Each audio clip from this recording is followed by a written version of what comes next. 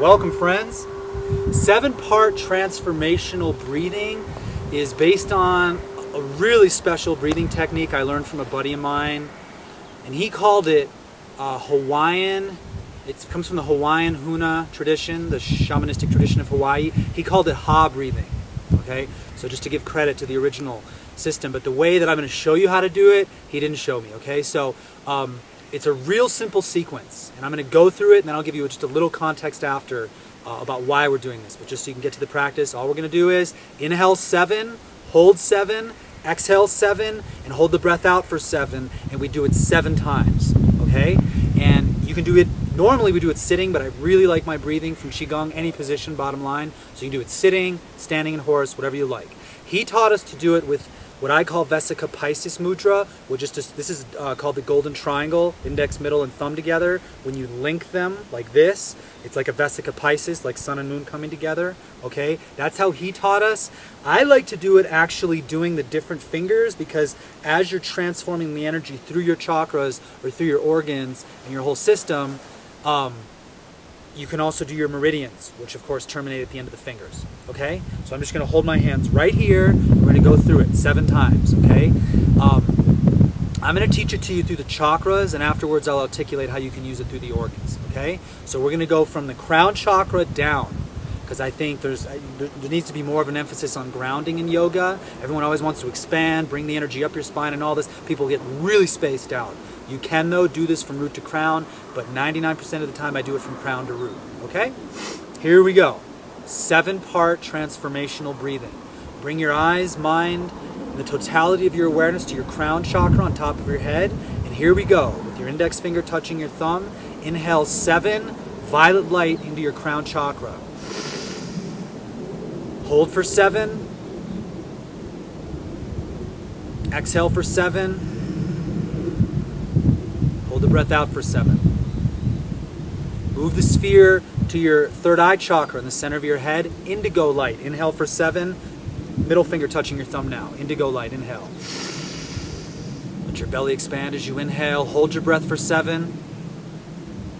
Seeing the indigo light in the center of your brain just glowing. Then exhale for 7. And hold the breath out for 7.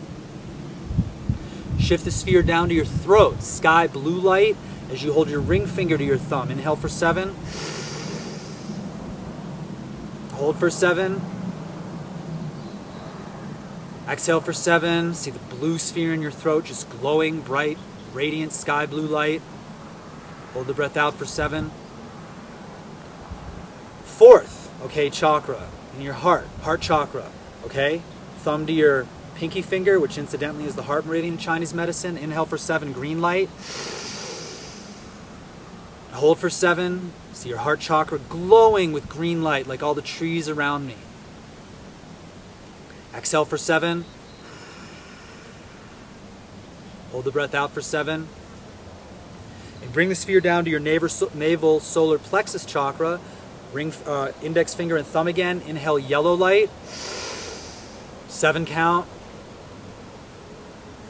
Hold the breath for 7. Exhale for 7. Hold the breath out for 7. Then bring the sphere down, or your attention down to an orange sphere, sacral sex chakra, okay? Middle finger to the thumb again. Inhale for 7, orange light.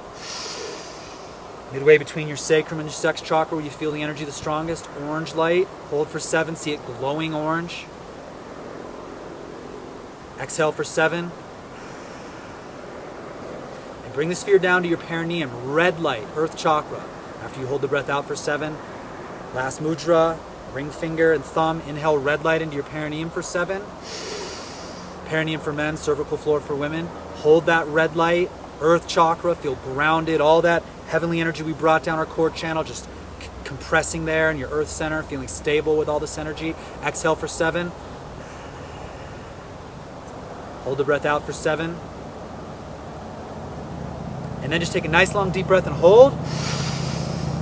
And see all 7 pearls of your beautiful chakras. Violet at your crown, indigo at your third eye, blue at your throat, green at your heart, yellow at your navel solar plexus, orange at your sex chakra, red at your perineum, and then exhale and just see them all spiraling. You can see your orbit if you want, the microcosmic orbit. I love that. Just kind of see all 7 chakras like little turbines along your orbit, and then you just hold it. That's the whole practice. You can just do a little meditation, whatever you like, but that's the practice. Okay? So thank you for practicing. Let me give you a couple of the contextual sound bites that I think will make this really helpful for you. First of all, I will either use it with the chakras, as I just showed you, either crown to root to ground, or root to crown to raise your energy. Okay? The main way that I use it, though, is actually through the organs, and I didn't want to get too verbose, so I didn't teach you that way, but you can try it on your own if you know the 6 healing sounds. You do it in the same order that we do the 6 healing sounds. You inhale white light into your lungs, hold for 7, exhale the lung sound S for 7, releasing any sadness, hold the breaths out for 7, then you go to the next cycle in creation, kidneys, and so forth. You can refer to my 6 healing sounds video, refer to that video to see the sounds, see the emotions, and so forth. That's a great way. And then you do all 6, and then the 6 is this triple warmer. And then on the 7th one, you just do quiet, just silent. Inhale 7, hold 7, exhale silence for 7, hold the breath out for 7. Usually when I do it that way, I'll do the same thing, just through the fingers. And then on the 7th one, I'll usually just bring my fingers into the Vesica Pisces Mudra and just meditate on it. Okay? But the original way he taught us wasn't chakras or organs. He just did it 7 times. You just count in your mind. Okay? A couple other quick contextual things. He taught us that if you do this technique when you travel, ideally once per time zone that you go through, you will basically allow your energy body to catch up to being in a new time zone. Okay? So that was one thing he mentioned, and I've noticed in years of doing this that is very helpful. Every time I go through a time zone, I just do how easy, 7 breaths, right? One other thing that he didn't mention, and this will be the last detail that I want to give to you, and then I'll let you go and practice, is regarding the number 7. Okay, why I call this, because he called this hot breathing, I call it 7-part transformational breath. Okay, sun, as in the one above me, is also called soul, because it has to do with the number 1, okay? The moon is 2, and so forth, when you get into all the numerology, which is different in different systems. But bottom line, the first day of the week, sun, soul, which by that, definition would be Saturn. Saturday is the 7th day of the week. So 7 has a lot to do with Saturn. And the word Satan comes from Saturn. It's been totally demonized. There's nothing inherently negative about it. It's like the great God, generator, operator, destructor. I prefer to use, instead of the word destructor, digestion. And in Chinese medicine, spleen, stomach, pancreas is connected with Saturn, because you have to be able to digest and break things down in order to unlock its energy. Okay? Well, it's the same with our stress. Most of suffering comes out of resistance. So I use this technique, aligning with the number 7, aligning with the number with the planet Saturn, to digest, to break down my stress, to break down any tension, psychological, emotional, physical, whatever I need to let go of, to digest, to make room for fresh energy. Okay? Back in 2012, when, oh my God, everyone thought the world was ending, what I told people that asked me what to do this technique.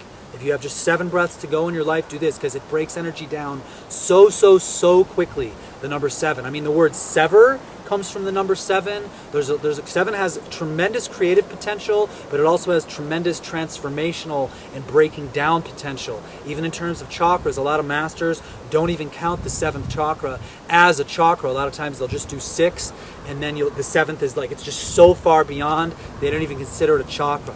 So that's just something to keep in mind. But bottom line, this is incredibly transformational. It's a good way just to dissolve and break energy down quickly to make room for fresh energy. Einstein proved himself with the E=mc² formula that there's no such thing as death, only transformation.